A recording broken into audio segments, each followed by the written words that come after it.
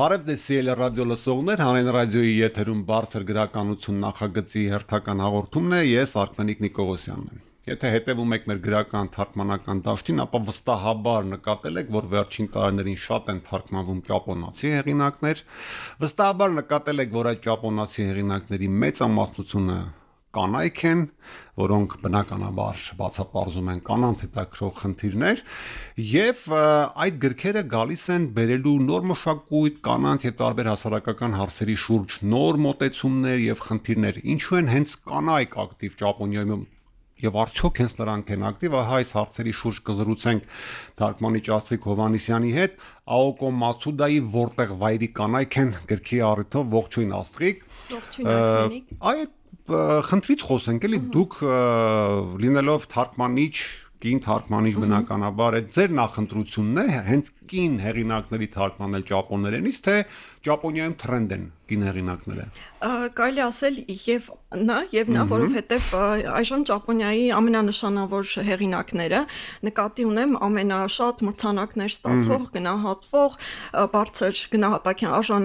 արժանացող հեղինակները հենց կանայք են ֆեմինիստական շարժում թե ինչ է ոչ միայն ֆեմինիստական շարժում իհարկե սկսվեց ֆեմինիստական շարժումից որովհետեւ օրինակ միջև 80-ական թվականներ իհարկե կային կին հեղինակներ բայց նրանց գործերը շատ բարձր չէին գնահատվում նույնիսկ գրականագիտական հետազոտությունների չէին արժանանում որովհետև գրականագետները համարում են որ դա անլուրջ գրականություն է բայց 80-ականների վերջին նախ ֆեմինիստական շարժման ներկայացուցիչները օրինակ սոցիոլոգ Ուենո Չիզուկոն եւ այլն քննադատեցին այդ եզրույթը օրինակ նրանք Ուենո Չիզուկոն իր մի քանի համախոհների հետ մի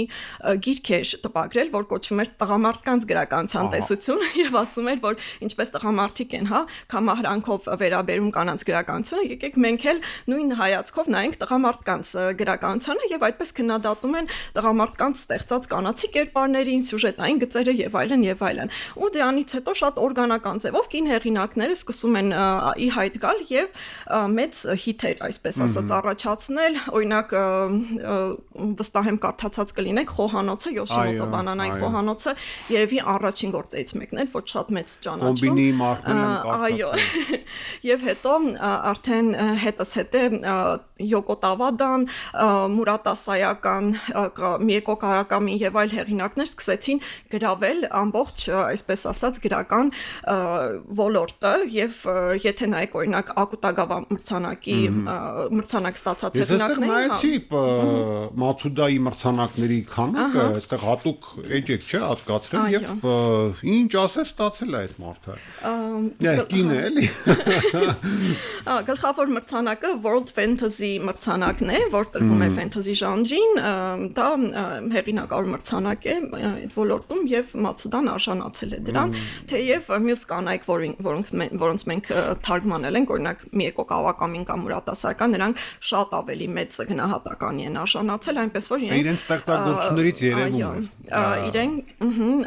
հիմա կենտրոնական դեր են խաղում բայց ինձ համար նաև սա շատ անձնական բան է ուրեմն 2019 թվականին ինձ խնդրել էին մի տեղից զեկույց կազմել Հայաստանում թարգմանված ճապոնական գրականության մասին այն ժամանակ գտա որ 25 գիրքեր մոտավորապես թարգմանվել ընդամենը մի կին հեղինակ մի տեսակ ինձ համար նաև արդարության հարցեր ավելի շատ կանանց թարգմանելը Ճիշտ որ ասացի հիշեցի որ օրինակ իմ կարդացած տղամարդկանց գրականության մեջ օրինակ Կավաբատան ճապոնացի է չէ Կենզաբուրո Օեն կանայք կամ չկան ասենք ոնց որ Կենզաբուրոյի վեպում 1-2 կին է կարծեմ այդ ինձ պաշարեցին ջրերը մինչև ոգիս վեպում կամ շափազանց խեղճ են ինչպես լերանձայնը վեպում ասենք Կավաբատը եւ այդտեղ հետաքրիր բան կա բայց այստեղ ինձ մոտ մի բնական հարց է ծագում էլի ինչ խնդիրներ են արտարծում ժամանակակից ճապոնացի հեղինակները գանք արդեն Մացուդային Ճիշտ ասեցի, չէ՞, անունը անդադ խառնում եմ։ Որ տղամարդկանց գրականության մեջ չկա, որովհետև տես, այն ինչ որ գոնե ես կարդացել եմ, նույն խոհանոցում, նույն կրծքեր եւ զվեր վեպում հեղինակներին չեմ հիշում, որը որն է, էլի, կամ այս վերջին գիրքը որ կարդացի, որտեղ վայրի կանայք են, թվում է թե ճապոնացի կանայք լոկալ ինչ որ հարցեր ունեն սեփական մարմնի խնամքի հետ կապված շատ մազածի աճի, քիչ մազ աճի, չգիտեմ, սեփական ասենք այդ կրծքերը մեծ լինեն, փոքր լինեն, շատ ուտեն թե քիչ ուտեն, նիհարեն թե չաղանան եւ այլն, նմանատիպ խնդիրներն են հիմնականում գերիշխում։ Սա պետքա պատկերեին տղամարդիկ, որ չեն պատկերել եւ կանայք այսպես հիթային վեպերով եկել են այդ բացը լրացնեն։ Տեսեք Արքմենիկ, դուք ասում եք օրինակ, հա, ուտել, չուտել, դիետա պահել, չպահել եւ այլն, իրականում դա շատ կարեւոր խնդիրներ են կանանց համար, որովհետեւ ճապոնացի կանանց գոնե։ Մեզ մոտ նույնպես, որովհետեւ կա մեծ հասարակական ճնշում, սոցիալական այդ ցանցերը, Instagram եւ այլն մշտապես մղում են կանանց լինել իդեալական, լինել նիհար, մարզված, իդեալական մաշկով եւ այլն, ունենալ, չգիտեմ, օրինակ։ Ջանդամը տղամարդիկ չէ լինի կողքին, չէ՞, այդ դեպքում, որտեվ ու գիտեք, սա այսպես ասած պատասխան է, հա, որ կոչ այսպես ասած կանանց ընդունել իրենց, որովհետեւ իսկապես այդ մարմնական հարցերը շատ կարեւոր են, կանայք մշտապես այդ ճնշումների մեջ են ապրում եւ գրականությունը այդ թեման արծարծում է, դիտելով դա դարձնելով սոցիալական քննադատության առարկա, բնականաբար ոչ թե խրախուսելով դա անելը, այլ սոցիալական քննադատության ենթարկելով, որպեսզի կանայք իրենց ավելի վստահ զգան, ավելի հզոր իրենց կան եւ չտրվեն այդ ճնշումներին։ Աստեք տես, ես որ կարդացի այս ժողովածուն վեպ է, թե պատմվածաշար է, դա այս դեպքում էական էլ չի, որտեվ ըստ էության մի կարմիր թել կա, որ անցնում է այս բոլոր պատմվածների միջով, հա, կանայք, որոնք ժամանակին բռնաճնշվել են, չգիտեմ, տարբեր բռնությունների են ենթարկել եւ յուրովի վերադառնում են ժամանակակից աշխարհ կամ հեղինակը փորձում է այդ կանանց փոխարեն ինչ որ վրեժներ լուծել, էլի, այդ նույն միտումը կա, մանավանդ որ գրքում տեղադրված է նաև հատուկ բաժին, թե ինչից է ներշնչվել յուրաքանչյուր պատմվածքը գրելիս գրողը, հա, այսինչ ավանդույթից են, ինչ պատմությունից է, ինչ միֆից եւ այլն, բայց ամեն դեպքում կարդալը այս պատմվածաշարի ինձ տրվեց որոշակի դժվարությամբ, ոչ թե ընթացքի առումով, այլ ոնց ասեմ, այն տափակ արտահայտություն կար է մեր մեջ, իմաստը, հա, որտեվ կարծում ես պատմություններ շփում, հարաբերում, որոշակի սյուժե, բայց չես հասկանում ինչի է գրվել սա։ Հիմա հարցս հետևյալն է. արդյոք այս տեսակ պատմություններ կարդալու համար մեզ անհրաժեշտ է լրացուցիչ բաներ իմանալ Ճապոնիայի մշակույթի, Ճապոնիայի կանանց այսօրվա վիճակի մասին, որտեվ ինչով են արժևորվում այս պատմությունները, էլի։ Որպես ընթերցող։ Հա, շատ լավ, ուրեմն նախ ինչպես արդեն նշեցիք, մեկ անգամ էլ ասեմ, որ այս ժողովածույում պատմումի փոխկապակցած պատմվածքներ են ներառված, կապակցված, ոչ թե վիպական տարերով, էլի։ Ինչ որ հին լեգենդների, ֆոլկլորի, այսպես ասած, ֆեմինիստական վերապատմումներն են եւ ես որ ժամանակ առաջ դիտում էի հեղինակի հարցազրույցը Աոկո Մացուդայի եւ նա ասում էր, որ փոքր ժամանակվային շատ սիրել էր ընթերցել ճապոնական ֆոլկլոր լեգենդներ, միգուցե տեղյակ եք, որ Ճապոնիայում շատ են հենց սարսափ պատմությունները, տարբեր օրինակ փոխակերպվող կենդանիները եւ այլն, այդպիսի պատմություններ, այո, ջրարճներ եւ ասում էր, որ ֆոլկլորում շատ են այնպիսի կանայք, որոնք դժբախտ մահով են մահացել, սպանվել են, չխոշտանգվել են, իրենց թունավորել են եւ այլն, եւ նրանք դառնում են ուրվական, վերադառնում են վրեժ լուծելու։ Եվ նա մտածում էր, որ ստեղծի ուրիշ կանանց կերպարներ, որոնք ոչ թե դժբախտ են, այլ վերադառնում են, այո, վերադառնում են, բայց ոչ թե վրեժ լուծելու համար, այլ ուրիշ կանանց պաշտպանելու համար։ Օրինակ այստեղ ուրվական կա, չէ, այն կարծեմ հանգստյան օր պատմվածքի մեջ էր, որ աղջիկներին պաշտպանում է մութ ժամերին վերադարձելով, այո, ուրվական հորաքրոջ հետ գործ ունենք։ Այո, ու իր գաղափարն այն էր, որ ուրվականները, հա, կանանց նախկինում դժբախտ, միգուցե դժբախտ եղած կանանց ուրվականները վերադառնում են, բայց արդեն հիմա ապրող երիտասարդ կամ ոչ միայն երիտասարդ կանանց պաշտպանելու, նրանց հզորացնելու համար։ Դա էր գաղափարը, որ կարծում եմ շատ լավն է, որ ցույց է տալիս կանանց սոլիդարություն, կանանց միմյանց պաշտպանելու, միմյանց աջակցելու գաղափարը։ Այո, իսկ ինչ վերաբերում է պետք է նրան թե պետք է արդյոք Ճապոնիայի մասին որևէ գիտելիք, որպեսզի սա հասկանալ, մենք խմբագրի հետ միասին աշխատել ենք այնպես անել, որպեսզի միայն այս գիրքը բավական լինի, որովհետև եւ ծանոթագրություններ, բառերի հղումներ, բաներ կան, այո, նաեւ վերջում կան ներշնչանքի աղբյուրները, այսինքն այն բոլոր լեգենդները կամ կաբուկի պիեսները, չգիտեմ, Ռակուգո կատակերգության սյուժեները եւ այլն, որոնք ինքն են հանդիսացել եւ կարծում եմ, որ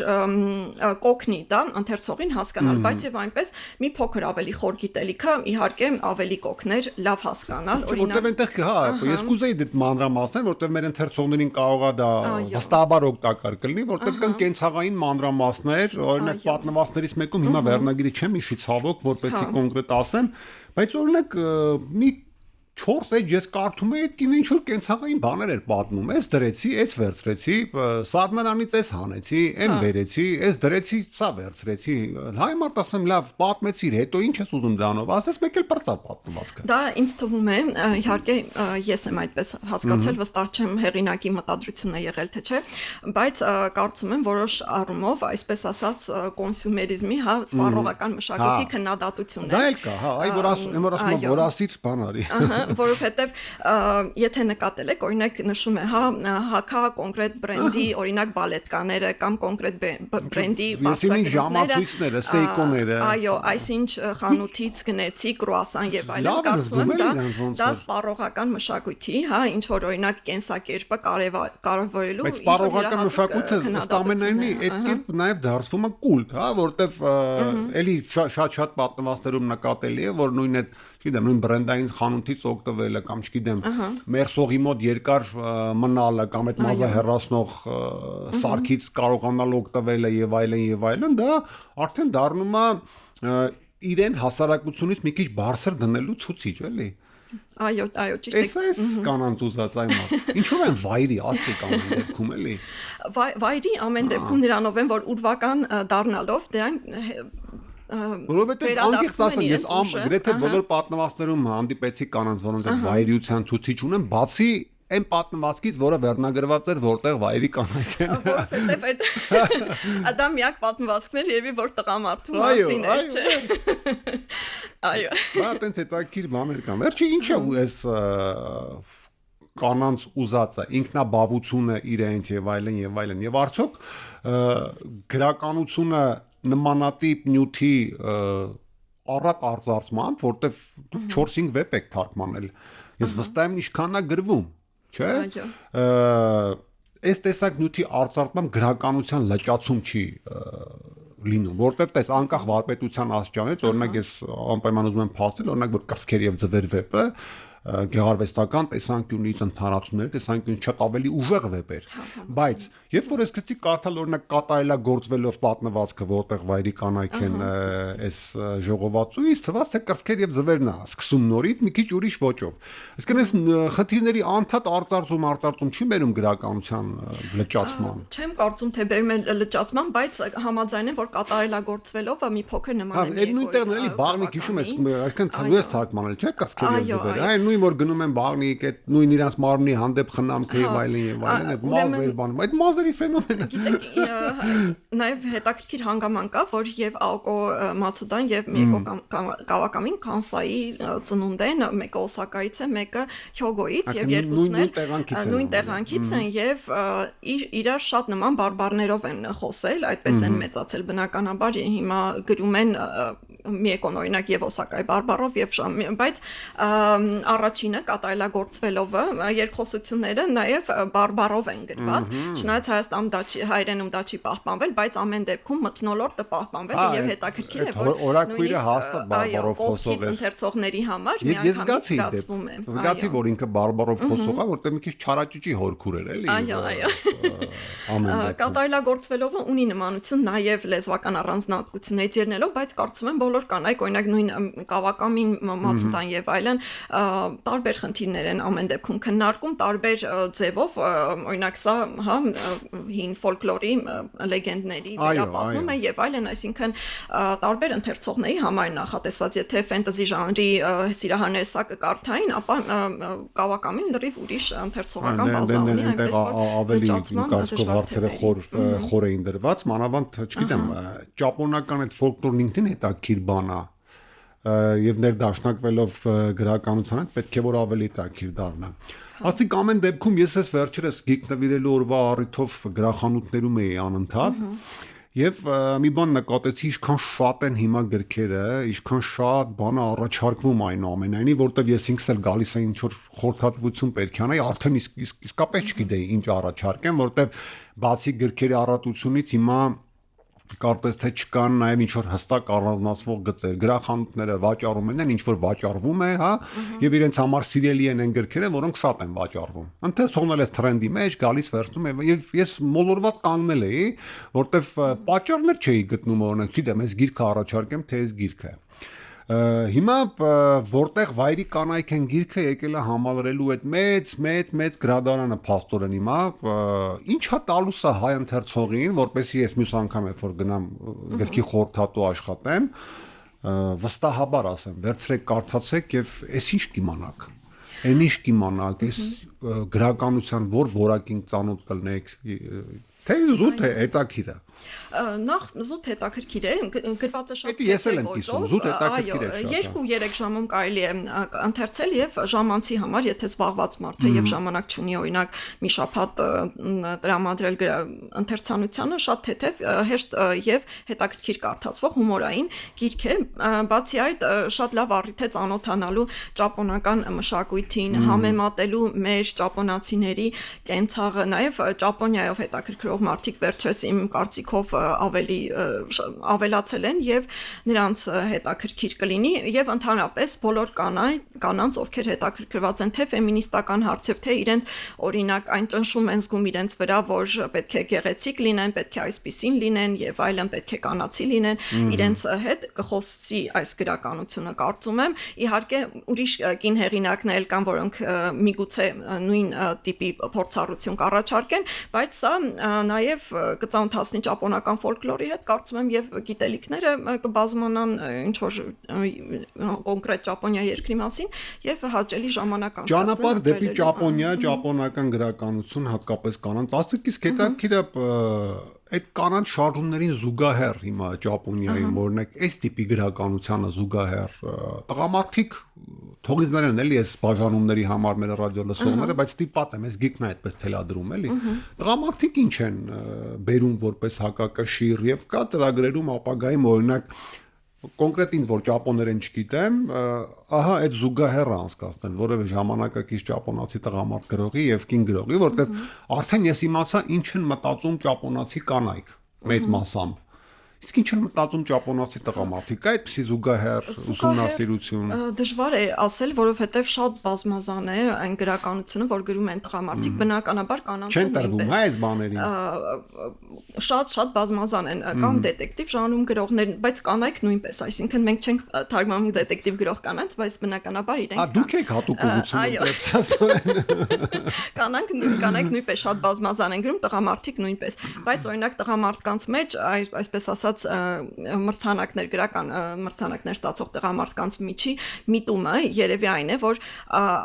սոցիալական խնդիրներ քննարկել օրինակ վերջին տարիների ամենահայտնի գրողը տղամարդ գրողներից մեկը Կեիչիրո Հիրանոն է եւ նրա ամենահայտնի գիրքը կոչվում է Տղամարդը մի տղամարդու մասին է եւ որ